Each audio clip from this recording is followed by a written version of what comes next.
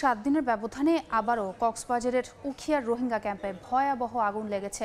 নিয়ন্ত্রণে কাজ করছে ফায়ার সার্ভিসের 7টি ইউনিট। এই মুহূর্তে কক্সবাজারের উখিয়ার রোহিঙ্গা ক্যাম্পে আছেন সহকর্মী সুজউদ্দিন রুবেল। সরাসরি যাচ্ছি তার কাছে। রোহিঙ্গা ক্যাম্পে ফের অগ্নিকাণ্ডের ঘটনা ঘটেছে।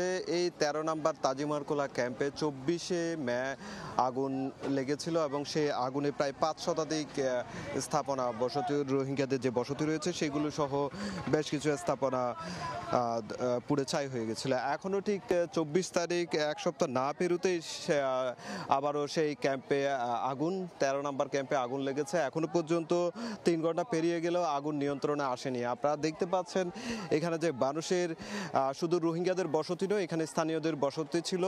এই বসতিগুলো এখন পুড়ে ছাই হয়ে গিয়েছে। যে এখন পর্যন্ত রোহিঙ্গা এবং স্থানীয় বাসিন্দারা যেটি বলছে, প্রায় 2 শতাধিকের বেশি বসতি পুড়ে ছাই হয়ে গিয়েছে। কিন্তু দীর্ঘ 3 ঘন্টার চেষ্টায় এখন পর্যন্ত আগুন নিয়ন্ত্রণে আসেনি পুরোপুরি। তবে কিছুটা নিয়ন্ত্রণে আসলো। এখনো পর্যন্ত ফায়ার সার্ভিসের 7টি ইউনিট একযোগে কাজ করছে।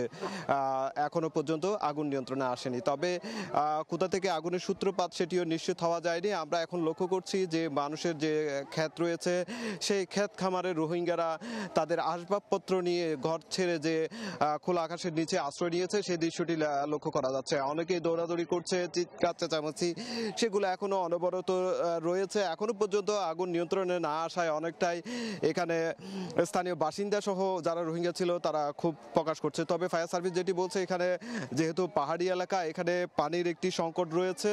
তারপরেও তারা বিভিন্ন উৎস থেকে পানি সংগ্রহ করে দ্রুত সময়ের মধ্যে আগুন নিয়ন্ত্রণে আনার চেষ্টা করছে, সেই বিষয়টি বলছে। তবে ক্যাম্প যে 13 নম্বর ক্যাম্প, এই ক্যাম্পটির পাশেই কিন্তু রয়েছে এপিবিএনের একটি যে 8 এপিবিএন ঘুনারপাড়া ক্যাম্প, সেটির খুব সংলগ্নই কিন্তু অগ্নিকাণ্ডের ঘটনা ঘটে। যার কারণে কিন্তু যে এপিবিএনের যে ক্যাম্পটি রয়েছে সেটি তো আগুন সূত্রপাত চলে যেতে পারে বা আগুন ওখানেও ধরতে পারে বা লেগে যেতে পারে সেটি আশঙ্কা করছেন। যার কারণে কিন্তু যারা ফায়ার সার্ভিসের কর্মীরা এসেছে তারা দ্রুত সময়ের মধ্যে আগুন নেভানোর কাজ করছে। আমরা এখানে লক্ষ্য করছি শুধু ফায়ার সার্ভিস নয়, এপিবিএন থেকে শুরু করে এখানে যারা স্বেচ্ছাসেবক রয়েছে, রোহিঙ্গাও অনেক স্বেচ্ছাসেবক রয়েছে, তারা সর্বোচ্চ চেষ্টা করছেন সবাই একযোগে আগুন নিয়ন্ত্রণে আনার জন্য। আমরা এখনো পর্যন্ত লক্ষ্য করছি ফায়ার সার্ভিসের যে গাড়িগুলো এসেছে সেই গাড়িগুলো থেকে পানি নিক্ষেপ করা হচ্ছে, কিন্তু এখনো পর্যন্ত আগুন পুরোপুরি